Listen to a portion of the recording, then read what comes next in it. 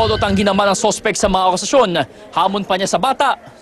Papalitis yung bata para malaman kung sino ang tatay ng bata. Basta ikaw, Oo. alam mo hindi ikaw. Basta wala akong ginawa sa anak nila. Kasong rape in relation to child abuse at grave threat ang kakaharapin ng sospek. Juliola, News 5. Yan ang sinasabi, Tol Rapi, na sinapian na ng demonyo. Akalain mo 12 anyos ba naman? Sus Maria. Baka nakadroga. Ayun. Yan ang nagagawa ng droga. Lahat ng mga krimen ng mga matitindi, kadalasan kargado ng droga. Yan din ang hinihingi ngayon ng VACC, Tol Rapi, yung maibalik yung death penalty. Kasi parang hindi natatakot yung mga rapists.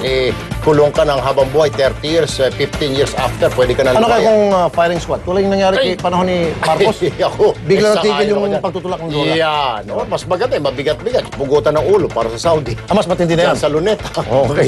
Anyway. Payulente na yan. Okay. Sa ating vigilante, ang kapitan ng barangay Paco Obando, Bulacan, naging first honor sa kalinisan matapos sitahin ng Metro Action. Kung bakit, panoorin po ninyo ito. Tambak na basura na malapit sa ilog, yan ang text ng isang concerned citizen na umabot sa Metro Action.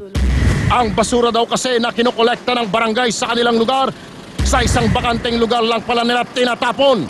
At ang bonus, malapit pa pala ito sa ilog. Anak naman kayo ng pating! Kung pipick up sila ng basura, edi kumana po sila ng talagang mapagtatapunan nila. Halos lahat ng mga residente na malapit dito ay nagrereklamo na, pati ang mga napapadaan. Nagkabisin ka, tapon diyan. Tagal na ako yan. Agad naming pinuntahan si Kapitan Roberto Marquez at ito ang say ni Kapitan. Ngayon po ay talaga po lumalala ang problema. Unang-una po sa baha. Pero gumagawa ng po ng aksyon ng ating punong bayan at sanggunian upang mabigyan po ito na ng solusyon. Paliwanag ni Kap. Pinipika po ng ating truck na ating munisipyo. Ngayon po kung medyo sira po ang truck ng munisipyo, meron po tayong pinagpaalaman na sa may-ari. Na may-ari ng bakanteng lote, na doon po muna namin ilagay yung basura.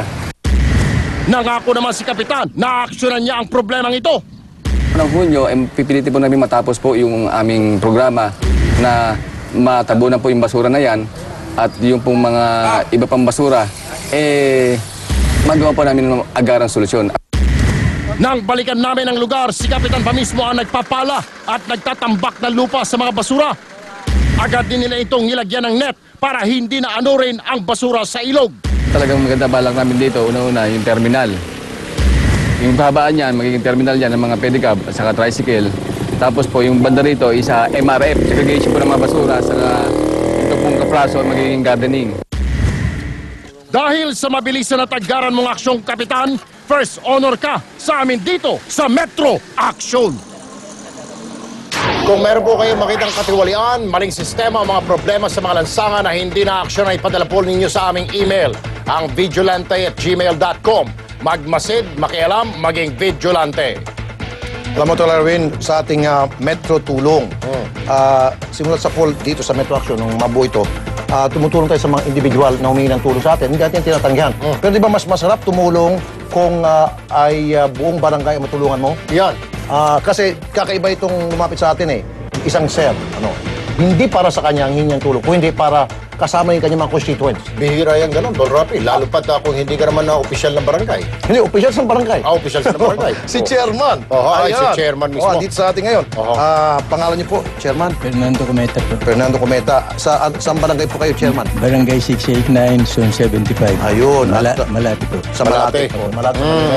So, ang inyong pong request sa Metro Action ay Isang, yung electric fan. electric fan po. Siyempre, Electric fan lang. Mainit doon sa kanilang barangay. Pag may mga meeting o pag may mga patakawag, di siyempre, kailangan mayroong electric fan para lumamig yung ulo ng mga nag-away-away doon. Yun. Kung mainit na nga, tapos Tama. mainit pa yung balagtaktakan doon, away, lalong magsigawan. Pero kung may electric fan, magkukul sila. Lalo na dyan sa lungsod ng Maynila. Talagang mainit dyan. Mainit. Chairman, hindi pwede namin tanggihan kayo. Kayo pa. Ang lakas-lakas nyo sa amin. Nasaan na ba yung electric fan ni Chairman? Yung electric fan? Salamat po. Ito. Ayan. Ayan na, Mr. Chairman. Yun, Mr. Chairman. Okay. Matibay ba ito? Matibay yan. Sigurado. Sintibay ni Chairman na pumunta dito. Ayan, Chairman, munting handog po namin yan na Metro Action para po sa inyo at sa inyong mga constituents sa Barangay Hall. Kayo ba sa isang araw, ilang beses patawag kayo para pag-ayusin yung mga problema sa inyong barangay? Siguro mga 3 beses isang linggo po.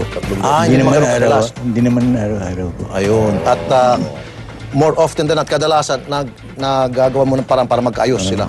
Kadalasan po nagkakaayos sila sa barangay. Wala ko ba nasuspindi doon? Yung magdi-decide kayo, suspendido ko ba ng 90 days? Kasi, ganito, ikaw, Wala naman po. pinag-ayos nyo lang. Opo. Ayun. Okay. Mas maganda yung pag-ayos-ayusin na lang, no? Sana kung lahat ng tao sa mundo mag-ayos-ayusin ng mga problema. Ay, mga ganun, oh. Huwag na magdemandahan, ano? Huwag na magkaso-kaso. Huwag na kaso-kaso. Para Huwag na suspindi. Wala mga nasususpinde. Oo. Mahirap yan. Mga tao, mga programa. 82 days o 72 days? Di ko na mabilang. Darating na lang yun. Susunod sa Metro Action, magsasampagita, kapusapunan at di rin makabili ng gamit ng anak sa eskwela. Alamin natin kung ano ang kanyang kailangan. At lalaking kinagat at nginuya ang kanyang sariling dila.